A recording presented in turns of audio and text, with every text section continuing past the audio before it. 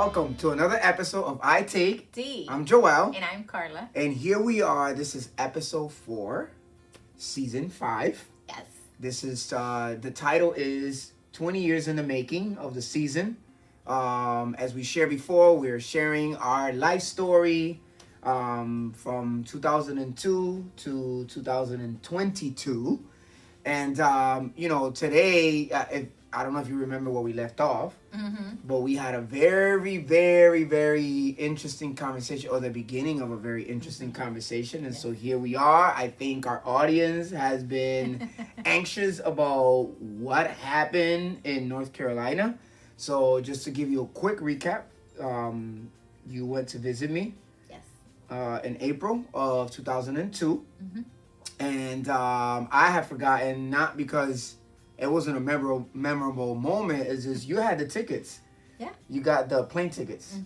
And actually the other day I asked you a question like why you kept all that stuff. So you want to share with the audience why you kept all that?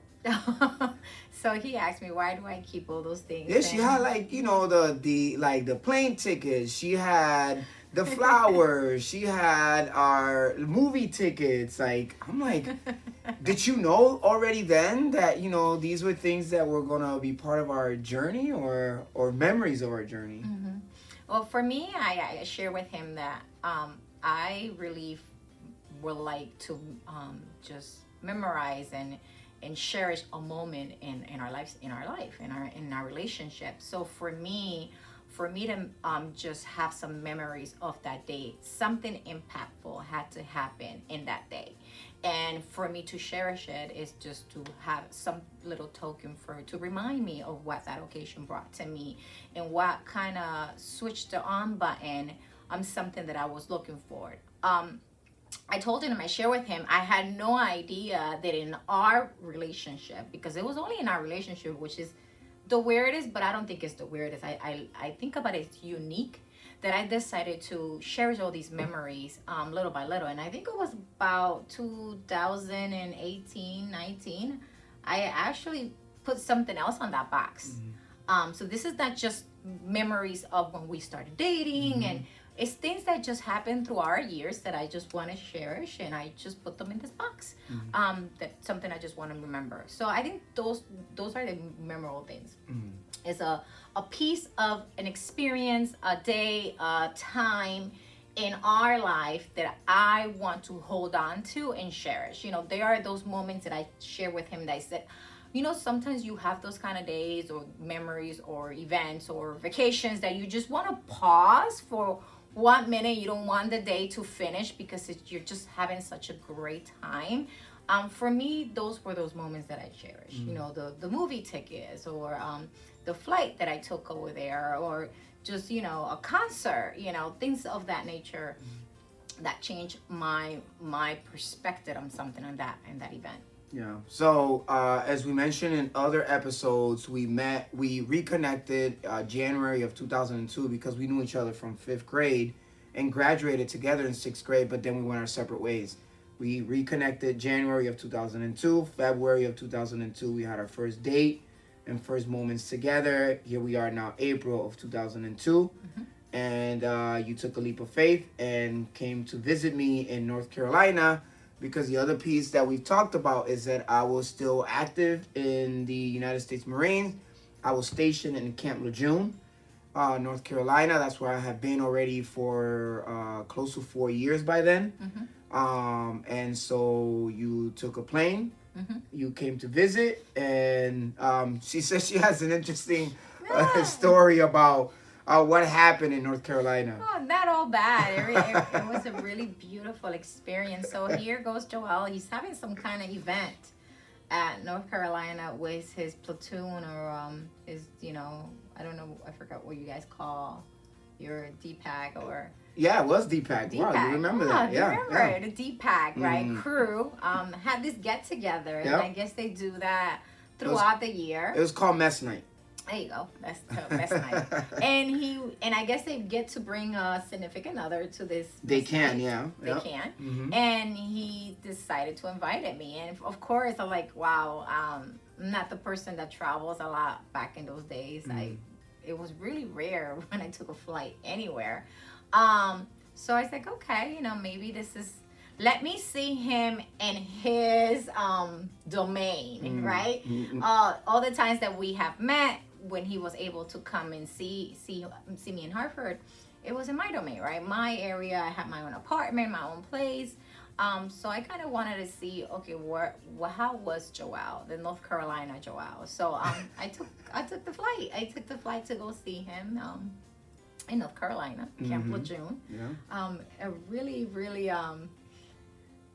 what should I call Let me just say that, when you put a whole bunch of technically teenagers, because you're talking about, although at that point I was 22 years old, all my junior Marines, they were all in their teens, 18, 19 years old, barely 20 years old.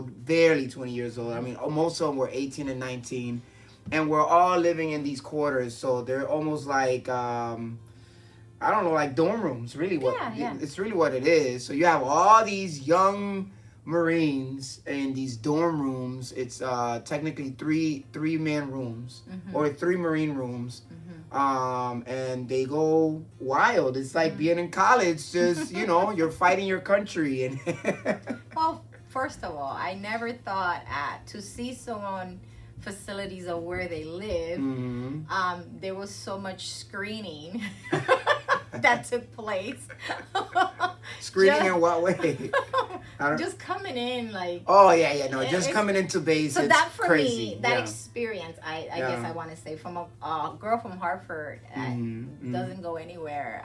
Just to it was months after 9/11. So imagine how tight security was right after 9/11. I mean, she came to see me in April of 2002, and 9/11 happened in 2001. So things were very, very tight at security. But she reminded me there was something that happened. One day she came, because she actually got a hotel room, and so she came to visit me on base to my dorm room, and she got to meet some of the junior Marines that I was supervising. And so one of them was a Zubiri. I have no idea who they were. They were like, so he's like showing me his room. I don't know if it was Zubiri or Hodge. Or where his roommate is, and he wasn't there at that time. His roommate wasn't there. So, but there were all these junior Marines there that I don't know if they knew I was coming. I have no idea. So they got to see Carla, and they were like, "Oh my gosh, she's beautiful." And it's all guys. At least in that area, or in that building, you're talking about like 200 Marines, and you barely get to see women. And so it was like, ridiculous. I was like, so they're all nice at first. They're like, super nice. Oh, how are you? Introducing themselves. And all of a sudden, I'm like, they're showing me. I don't know what they do. They tell you, come outside, or I don't know what they did. Yeah, to take you out of the room. They took me out of the room. The point was that all I can see, all these Marines just like talking to him as he steps out the door, and all of a sudden the door closes, locks in.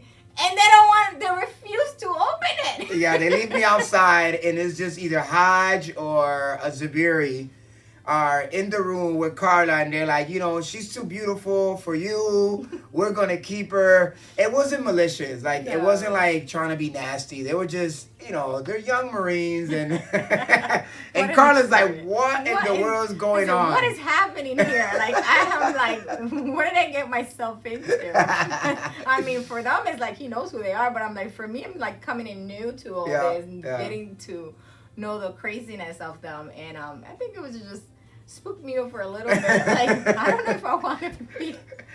Let me tell you, I definitely, love those moments, because we get to serve our country, but there were some crazy times in the Marine Corps. I mean, that's, again, young Marines and just living the best time of their lives. Yes. And so they lock her in the room, and then we go through this whole funny moment of like, no, let me in, and it was pretty crazy. Yeah. But then we had mess night, we had a good time. I got to wear my uniform. That was the first time you got to see me in my full blues, my uniform. And she got to see other Marines. She got to meet Master Sergeant for the first time, Master Sergeant Hernandez, who is like a second dad to me.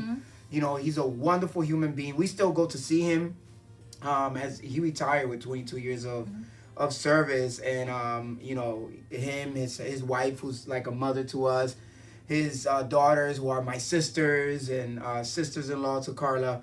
Just a beautiful time. You know, they're wonderful people. We had a really good time. We did. And again, you got to see like the whole base type of lifestyle. You got to see me at my domain in the Marine Corps. So it was a really cool experience. We got to go to the beach, Onslow Beach in North Carolina. It was really nice. You know, it was beautiful beach. North Carolina is beautiful. So if you get to visit anywhere outside of Connecticut, go to, you know, try to take some time and visit North Carolina.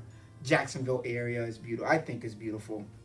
So, all right. So then April goes by. April you come back to Connecticut. We keep talking. Our conversations are very intentional. They're getting very deep into our conversation. We showed you in our last episode that we kept all our letters. So that's we actually got to read all our letters not too long ago. About 2 weeks ago, we went through every letter, and so we were like, man, we were getting. But in between that, there were like phone call conversations, very intentional. They started getting very deep about our lives. We started asking ourselves like very deep questions. And so here it is. Now is Memorial Day weekend of 2002. So every holiday, major holiday, they give us 96 hours to go home. So we have 96 hours.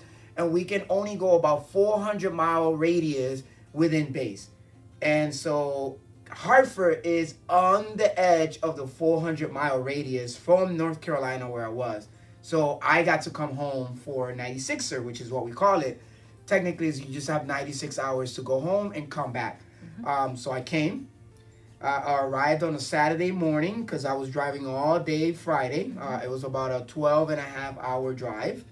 I came to Connecticut and I was determined to engage Carla, to ask her hand for marriage. She did not know anything about this. I had already like put something together where I had contacted her mom. I had connected with my family. And so the plan was that we were going to do it at my aunt's house, which is Auntie Sandy, or Didi Sandra, that's what we call her. And we were going to have a cookout. And at this cookout, I was going to ask you to marry me. And the exact day was May 27th, a Monday of May 27th of 2002. Mind you, we reconnected January of 2002. We were not on dates February of 2002. Then April of 2002, she comes visit me. I can count our dates with my fingers. We didn't have many dates because we didn't have a chance to. Most of our dates literally were just on a call. So, you know, those were moments that, again, those were important. So here comes May. And she asked me that day, like, what were you thinking about? Like, literally, it's only been months since we reconnected from the moment we met in 6th grade. Yeah. You're already going to propose to me, like, you're crazy. And really, I had shared this before, that I was already feeling like we were just connecting. We were really connecting a lot. I felt very comfortable about who I was. She was feeling very comfortable. And the most important part was that we could be ourselves. I really could be myself. That was super important. And so when is your shot for the ring? So I had already worked it out that I had told my dad, you know, when I get there in the morning on Saturday, we need to go shop for a ring. And Dad actually went with me, and he actually helped me with the purchase of the ring. Because I really couldn't afford it, you know, but I wanted to make it serious. I wanted this to be real. The other part that people don't know is that year was my last year in the Marines. And so I'd had a crossroad. I either enlisted for another 4 years, or I finished my 4 years of active service and just came back to Connecticut. Now, if I re-enlisted, I was ready to pick up the rank of sergeant, which is the 5th rank in the Marines. and I was gonna be sent overseas to Okinawa, Japan, for 3 years. And so, we had talked about that in our conversations. Like, hey, I don't know if you recognize, but I am active in the Marine. I like the Marine Corps. I mean, I really did. But it was a decision we needed to make, and we were ready to make that together. But before I made that decision, I also wanted to make another decision before that, which is I wanted to marry her. And that's really where we were. I didn't know what she was going to think. And actually, years after, she revealed to me how she felt, through our relationship. But our time is up. Yeah. So we're not going to share how she felt after the proposal. After the proposal, or even what I was asking. Because you were feeling like, I don't know. This weekend, what does he have up his sleeves? I knew something was up. I mean, there was just certain some things that I was like, what's going on here? This is not the typical weekend vibe that I'm seeing from when he always comes over. So I knew something was up. Yeah. Never. I mean, obviously, she said yes, because here we are 20 years after. But there was some feelings from her, even though we really felt like we were connecting so well. She had doubts about things. It wasn't really about our relationship. They were just doubts. And so she's going to have to talk about that next time, because from my end, I was like, I'm marrying this woman. I'm not letting her go, regardless of how I go in the Marine Corps, whether I stay in and re-enlist or whether I just get out and do the last 4 years of my career on an inactive status.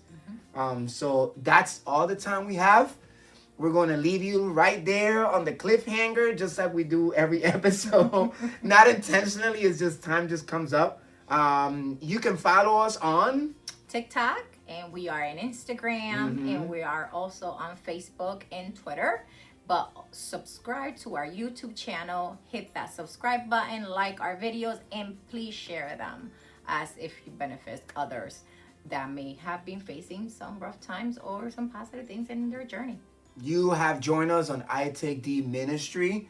We thank you for taking some time to pretty much be at our living space and our journey through life, 20 years in the making.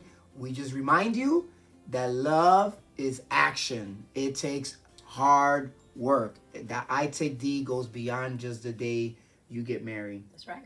All right, we'll see you next time.